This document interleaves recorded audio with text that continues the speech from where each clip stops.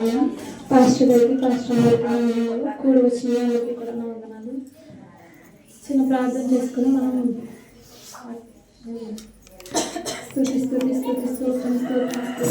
పరిశుద్ధ గుప్తుల ఆశ్చర్యంగా ఆలోచనకర్తని కామనాలు తండ్రి మా కొరకు ఇంత మంచి దినం మీరు మాకు అనుగ్రహించాలని బట్టి మీకు వందనాలు దేవా. ఇటు రీతిగా మేమందరం కూడి స్థుతించే భాగ్యాన్ని మాకు అనుగ్రహించాలి దేవా. మీ వాక్యాన్ని కూడా మేము జ్ఞానం చేసుకున్నాము దేవా. మీరు మాకు తోడుగా ఉండి మీరు మాతో మాట్లాడమని అడుగుతున్నాను తండ్రి. నన్ను నేను పెట్టుకున్నందుకే మీకు వందనాలు ఇస్తాయా. మీరు నా ద్వారా మాట్లాడతారని నాకు కావాల్సిన ధైర్యాన్ని మీరు అనుగ్రహిస్తారని అడుగుతూ మీరు తోడు నేను ఉంటారని ఏసీ అతి పరిశుద్ధమైన అడిగి వేడుకొని ప్రార్థన చేసి కోరుకున్నాను మా పరమ తండ్రి.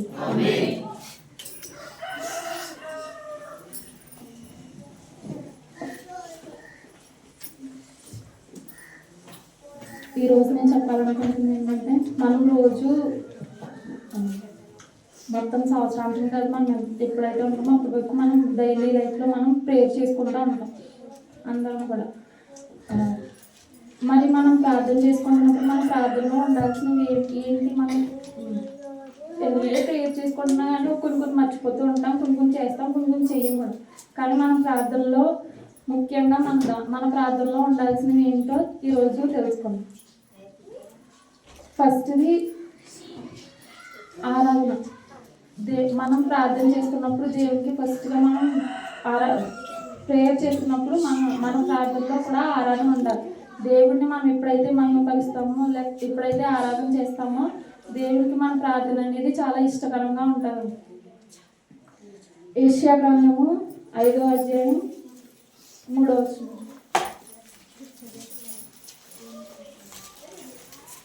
కావున యెరూషలేము నివాసులారా, యూదావారులారా, నా ద్రాక్ష తోట విషయము నాకు న్యాయం తీర్చవలెనని మిమ్మల్ని వేడుకొనుచున్నాను. యెషయా గ్రంథం 6వ అధ్యాయం 3వ వచనం. పరిశుద్ధుడు పరిశుద్ధుడు పరిశుద్ధుడు సర్వలోకము ఆయన మహిమతో నిండి ఉన్నది అని గొప్ప స్వరముతో గాన ప్రతిగానములు చేయుచుండిరి.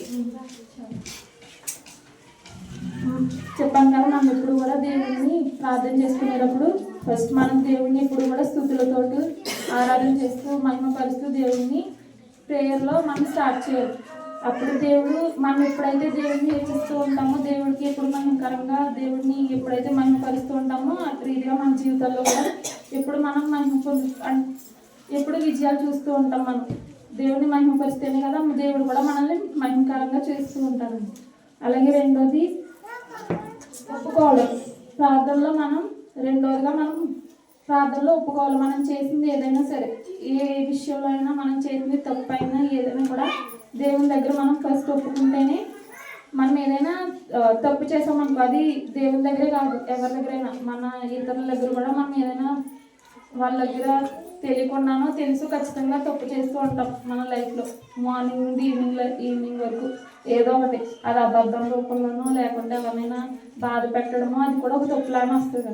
ఆ తప్పులను కూడా మనం దేవుని దగ్గర ధైర్యంగా ఒప్పుకోవాలి. దేవా నేను ఇది చేశాను, ఈ రోజు అంతట్లో నేను ఈ తప్పు చేశాను, నన్ను ఈ తప్పు విషయంలో నన్ను క్షమించు తండ్రి అని దేవుడి దగ్గర మనం ఫస్ట్ మనం చేసిందని దేవుని దగ్గర ఒప్పుకోవాలి. మూడోది కృతజ్ఞత. మన కృతజ్ఞత కలిగి కూడా దేవుని దగ్గర ఉండాలి. మన ఈ ఇయర్ మొత్తంలోని దేవుడు మనకి ఎన్నో సహాయం చేశారు. మనం ప్రాణాలతో ఉన్నామంటేనే అదే పెద్ద గొప్ప. కాబట్టి ఆ విషయంలో మనం మార్నింగ్ నుండి ఈవినింగ్ వరకు మనం కూడా హెల్తీగా ఉన్నాము లేక మంచిగా ఉన్నాం. కాబట్టి ప్రతి విషయంలోనే దేవునికి కృతజ్ఞతలు చెల్లించాలి. మూడోదిగా దేవుని ప్రార్థన చేసేటప్పుడు కృతజ్ఞతలు చెల్లిస్తూ ఉండాలి దేవునికి. నాలుగవది విన్నపాలు.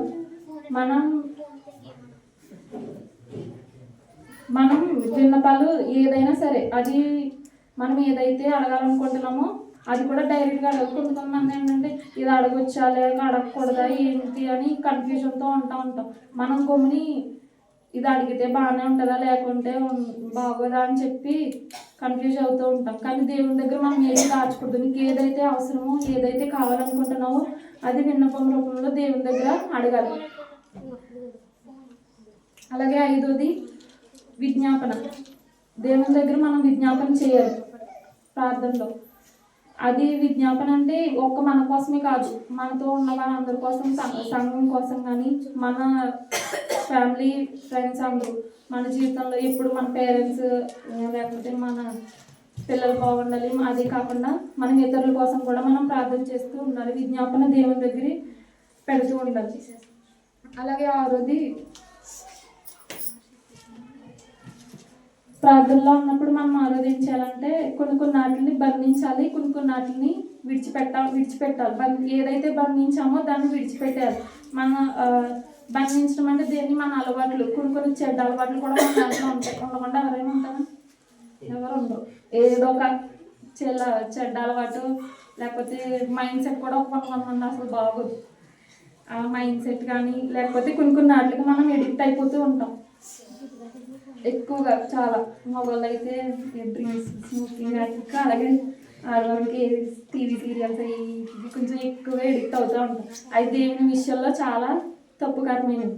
కాబట్టి మనం ఏదైతే దేవునికి వ్యతిరేకంగా చేస్తూ ఉన్నామో వాటన్నిటిని ఫస్ట్ బంధించాలి. దేవా, ఇది నా జీవితంలో నన్ను చాలా నీకు దగ్గరగా ఉండకుండా ఇది నన్ను అడ్డుగా ఉన్నాయి కాబట్టి వీటిని నేను నీ నామంలో బంధిస్తున్నానని చెప్పి బంధించి వాటిని విడిచిపెట్టేయాలి. వాటిని విడిచిపెట్టి మళ్ళీ వాటిని జోలికి వెళ్ళకూడదు ఎప్పుడు కూడా. మనం ఏదైతే దీన్ని నీ నామంలో బంధిస్తున్నానని చెప్పినప్పుడే అవి బంధించేసి వాటిని అప్పటికప్పుడే వదిలేసేయాలి. లేదా ఇంకా అవి వాటి జోలికి మనం వెళ్ళకూడదు. మళ్ళీ మనం వాటి జోలికి వెళ్ళామంటే మనం ఎవరికి అవకాశం ఇస్తున్నట్టు? అపవాదికి అవకాశం ఇస్తున్నట్టు. కాబట్టి వాటి జోలికి మనం వెళ్ళకూడదు. ఎప్పుడైతే దేవుని నామంలో ఎస్ఐ నీ నామంలో నేను దీన్ని బంధిస్తున్నాను అని చెప్పగానే అది ఇంకా అక్కడితో విడిచిపెట్టేసి మనం మళ్ళీ దాని జోలికి వెళ్ళకూడదు. అలాగే కొంతమంది లిజనింగ్ అండ్ వెయిటింగ్ అంటే మనం అడిగిన దానికి మనం వెయిట్ చేయాలి దేవుని దగ్గర. అప్పటికప్పుడు అయిపోవాలంటే అన్నీ అయిపోవు. కాబట్టి మనం దేన్నైతే అడిగామో దేవుని దగ్గర దానికోసం పోరాడాలి. అలాగే దానికోసం వెయిట్ చేయాలి. అప్పటికప్పుడు అయిపోతేనే నేను దేవునితో ఉంటాను, అప్పటికప్పుడు అయిపోతేనే నేను అడిగింది వెంటనే అయిపోతేనే దేవుని వాక్యం చదువుతాను, ప్రార్థన చేస్తాను, లేదంటే దేవునితో ఉంటానని మనం ఎప్పుడు మొండికేయకూడదు. ఎప్పుడైనా సరే మనం ఒక దాన్ని అడిగామంటే మనకు ఒకవేళ ఆలస్యం అవ్వచ్చు, కానీ ఖచ్చితంగా దేవుని దగ్గర అడిగినప్పుడు మనకు వస్తుంది కదా. కాబట్టి దానికోసం ఓపికతో సహనం కలిగి దానికోసం వెయిట్ చేయాలి. అలాగే 8వ ఇప్పుడు ఒకే మాటలు చెప్పాను. 8వ ఏంటి? సరెండర్ అవ్వాలి దేవుని దగ్గర. మనం ఏదైతే ప్రార్థన చేసామో ఇప్పటి వరకు ఏమైతే ప్రార్థన చేసామో దానికోసం దేవుని దగ్గర మనం సరెండర్ అవ్వాలి. మనం ప్రార్థన అంతా చేయొచ్చు, మన అవసరతలు అడగొచ్చు, పక్క వారి గురించి ప్రార్థన చేయొచ్చు. ఏదైనా మనం చేసినప్పుడు మొత్తం అంతా ప్రార్థన చేసినా కూడా దేవునికి మనం ఏం చెప్పాలి? ఇది నీ చిత్తం అయితేనే ఇది నా జీవితంలో జరిగించి ప్రభు అని నువ్వు అడగొచ్చు. అడగకూడదని అనగానే అడిగేసిన తర్వాత కూడా ఇదే జరిగిపోవాలని కాదు, దేవునికి కూడా ఇవ్వాలి. మనం ఇది నీ చిత్తం అయితేనే నేను నా జీవితంలో జరిగించిన తండ్రి, లేకపోతే వద్దు. అడగడం అయితే దేవుడు కూడా అంటారు, అడుగుడే మీకు ఇవ్వబడును, వెతుకుడే మీకు తీయబడును అని చెప్తారు.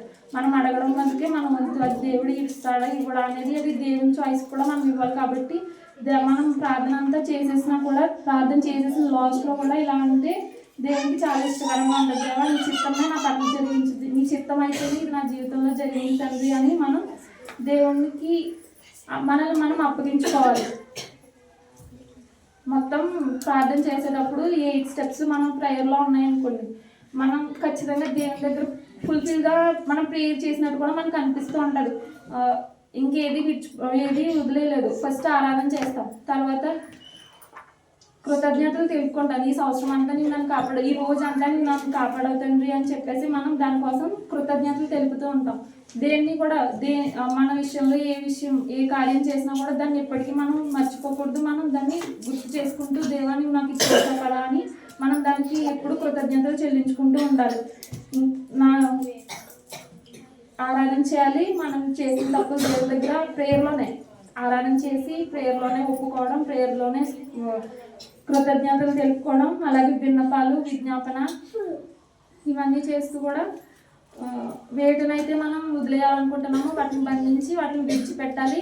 అలాగే మనం అడిగిన దానికోసం మనం వెయిట్ చేయాలి. లాస్ట్లో మనం దేవునికి సరెండర్ అవ్వాలి. మనల్ని మనం దేవునికి అప్పగించుకోవాలి. ఈ కొద్ది వరకు దేవునికి